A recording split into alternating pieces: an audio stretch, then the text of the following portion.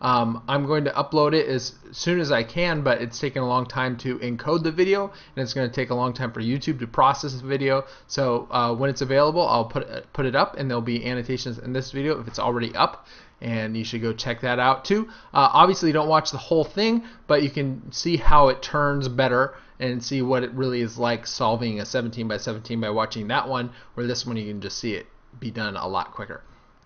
So anyway, in this video I'm going to just briefly talk about solving it, and then I'll let it go and you guys can watch it, and I'll play some music, and hopefully it's a little relaxing. But anyway, the way you solve a 17 by 17 is just like you would a 7 by 7 or a 5 by 5. If you can solve one of those, then the 17 by 17 isn't that hard, but it is very, very tedious. And so the way I'm solving it is using the reduction method, and basically you reduce the cube into a 3 by 3, and then you solve the 3 by 3. So first I'm reducing the centers so that every center is fully solved, and then I reduce the edges so the edge pieces are all solved, and then it's like a big Rubik's Cube with huge centers, long skinny edges, and tiny corners, although the corners are pretty big compared to the other pieces. But using the reduction method, it took me 5 days to solve this puzzle, and the first day I solved the red center, the second day I solved the orange center, the opposite side of red is orange, and then I did the white center on that day. The third day I did the green center. The fourth day I did the last two centers, the blue and yellow ones, and that probably was the longest step I took, was doing those two centers. And then the final day I solved the first 8 edges, and then I took a break and came back and I solved the last 4 edges, and then finally I solved the puzzle like a giant 3 by 3. And mostly I solved it at night, but except for the last day I solved it during the daytime. And by far the hardest part with solving a 17 by 17 is to like find the piece you're looking for. And so it's not really that it's hard to find, but when you're looking for little pieces like near the center of the puzzle, you can easily mistake them for ones right next to it.